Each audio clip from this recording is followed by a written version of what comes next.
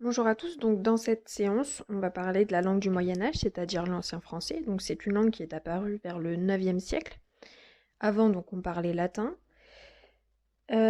Donc cette langue, elle est apparue principalement dans la région de Paris et de Senlis, parce que à l'époque du Moyen Âge, chaque région parlait son propre dialecte. Donc c'est-à-dire, je vous mets la carte, si vous habitiez aux alentours de Poitiers, en Poitou-Charentes, vous parliez le poitevin. Et après, chaque petit village aussi avait ses particularités au niveau du dialecte.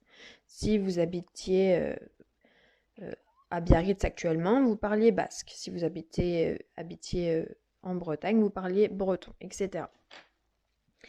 Euh, et donc, à cette époque-là, tous les textes administratifs étaient notés en latin. Mais je vous ai déjà expliqué qu'à cette époque-là, quasiment plus personne ne sait parler latin.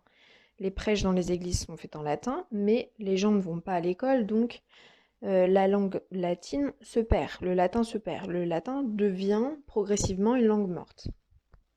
Et qu'est-ce qui va se passer? C'est que à l'époque de François Ier, la langue du royaume va officiellement devenir le français. Vous voyez que on est aux alentours de 1500, donc au XVIe siècle.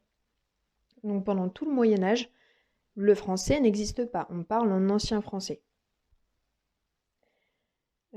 Donc l'ancien français, c'est un lien, c'est un intermédiaire entre le latin, la fin du latin, et le nouveau français. Pourquoi on appelle cette langue le français? Parce que c'était la langue de François Ier.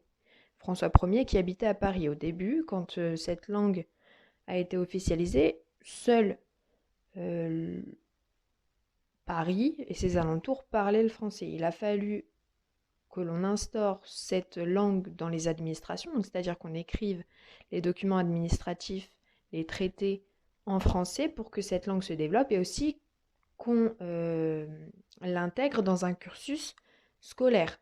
Donc à cette époque, l'école comme on la connaît aujourd'hui n'existe pas, mais lorsque les gens font des études, lorsque les savants essayent de faire des études, on va leur proposer aussi d'apprendre le français. C'est comme ça que la langue va se développer. Et c'est aussi grâce à l'imprimerie, je vous rappelle, que cette langue-là va être écrite, va être codifiée, c'est-à-dire qu'on va proposer des règles.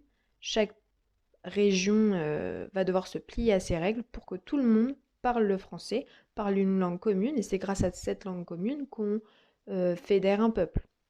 Si les gens au sein du royaume ne se comprennent pas, et bah, le peuple est quand même divisé. Donc cette langue, elle permet d'unifier la nation française et de créer en fait une nation.